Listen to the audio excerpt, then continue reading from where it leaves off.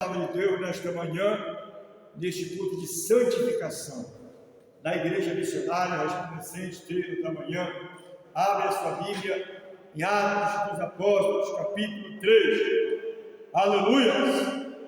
E vamos ler a partir do versículo 1. Pedro e João subiu junto ao templo à hora da oração, a nona. E era trazido um varão que desde o ventre da sua mãe era coxo, o qual todos os dias punham a porta do templo, chamada Formosa, para pedir esmola aos que entravam.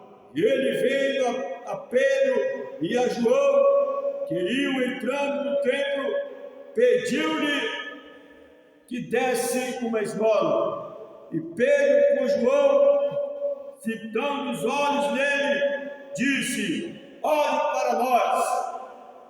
E olhou para eles, esperando receber alguma coisa. Amém? Glória a Deus. Irmãos, nós sabemos que a palavra de Deus, ela é fiel, ela é verdadeira, porque ela mesmo diz que passarão os céus, passarão a terra, mas a palavra do Senhor não onde passar.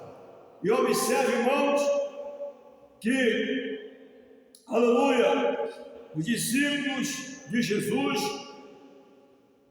Pedro e João, era de costume, sempre na hora nona, eles irem ao templo Formosa para orar. Amém? Porque Jesus disse que a minha casa será chamada casa de oração. E era de costume toda hora nona e orar a Deus. E é por isso que o crente tem que orar. O verdadeiro, autêntico cidadão do céu, ele tem que orar. Ele tem que buscar Deus. Ele tem que suplicar a misericórdia de Deus para a sua vida espiritual. Ele tem que interceder pela sua nação, pela sua família, porque é através da oração que o verdadeiro crente tem vitória. E é lamentável que tem muitos crentes no mundo que não gostam de orar, não gostam de clamar ao Senhor. Mas bem-aventurados são aqueles que clamam a Deus.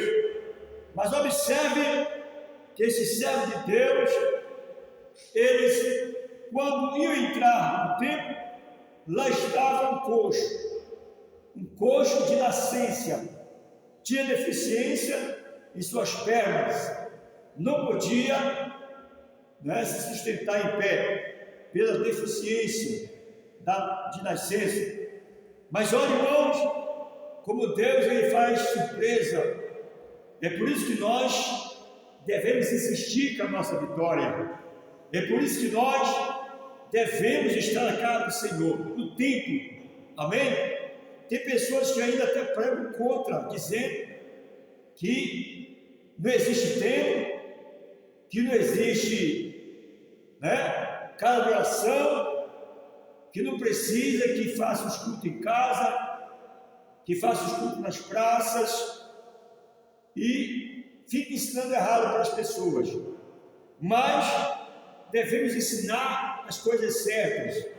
Devemos não tirar e nem acrescentar o que está na Bíblia, porque se você tirar ou acrescentar, parte da árvore da vida será retirada de você. Você pode até perder a sua salvação por não crer que Jesus é o Salvador. E observe que aí, aquele coxo, levado pela sua mãe, aleluia, sempre colocado ali na porta daquele templo, para pedir esmola. Mas observe, amada igreja do Senhor, que naquele momento, quando Pedro olha aquele homem olha para ele e pede uma esmola.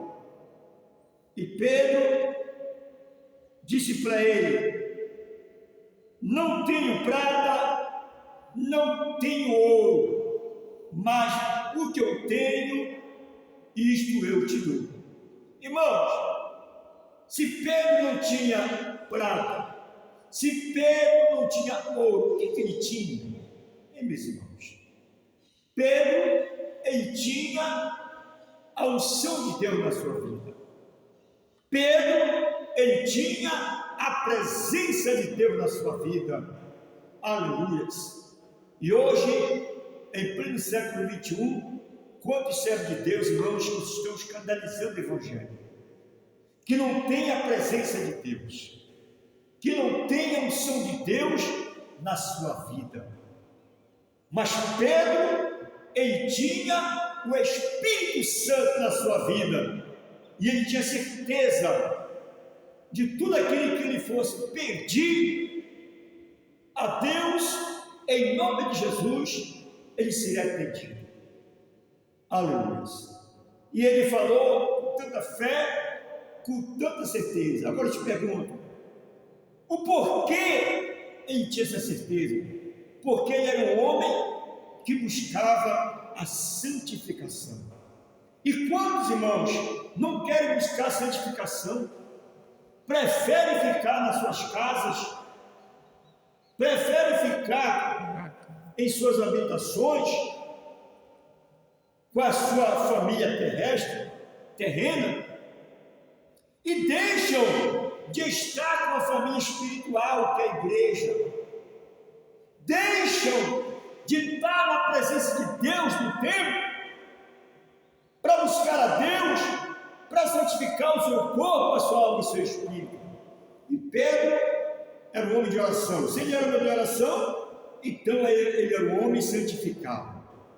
E ali ele fala nos olhos daquele homem e diz: eu não tenho prata, eu não tenho ouro, mas o que eu tenho, isto eu te dou. Em nome de Jesus, o Nazareno, levanta-te e anda. Irmãos, naquele momento, aquele coxo, ele ficou de pé e começou a dar os primeiros passos.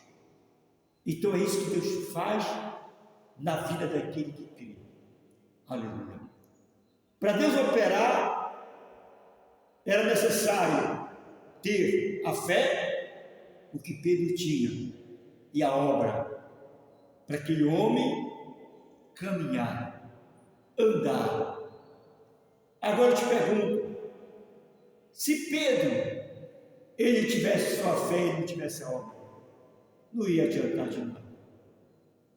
Se ele tem a fé e ficasse na casa dele, irmãos, ia acontecer aquele milagre? Não. Mas ele colocou o propósito no coração de estar sempre na hora nona, buscando Jesus Cristo, o Salvador das nossas almas. Então é isso, amados, que nós precisamos nos humilhar a Deus através da oração. Observe que o próprio Filho de Deus, ele se humilhava.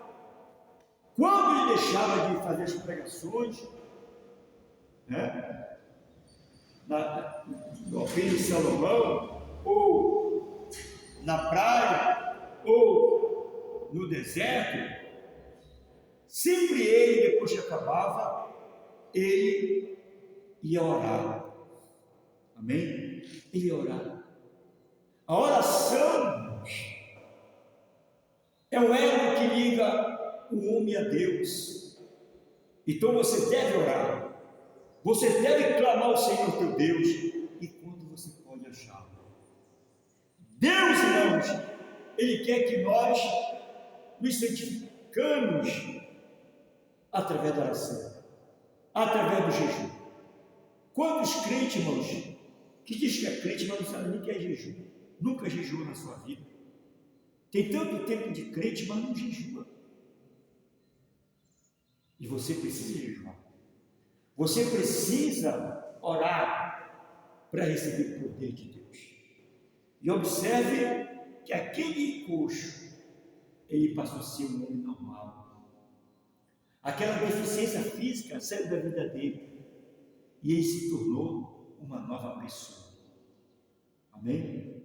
E é isso que Deus quer fazer na tua vida. Você que está na cadeira de roda, creia que Deus existe e Ele é galardoador daquilo que busca. A Bíblia chega a dizer: se você crê, você verá a glória de Deus. E nós, como servos de Deus, não podemos duvidar de Deus, porque os que duvidam de Deus são semelhantes às ondas do mar. Não duvide de Deus, coloca a tua fé em prática, porque Deus tem o poder. Eu creio que tudo que está escrito na Bíblia é verdade.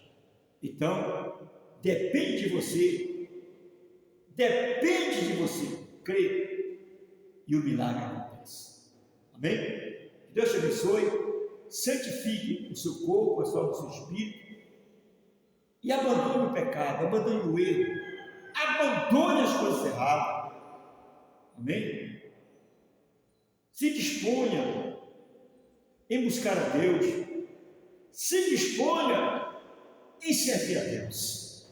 A Bíblia chega a dizer: humilhar-vos a Deus, chegar-vos a Deus, resistir ao diabo e ele fugirá de vós. Satanás vai fazer em você quando você passar a se humilhar a Deus, quando você começar a orar, começar a jejuar e começar a ter uma vida de santificação. Tá certo? Aí sim você vai poder resistir a Satanás e ele vai ter que fugir de você. Que Deus te abençoe. O Espírito Santo continue falando no teu coração. Amém. Deus abençoe. Fique na paz. Aleluia. Glória a Deus. Vamos neste momento, né?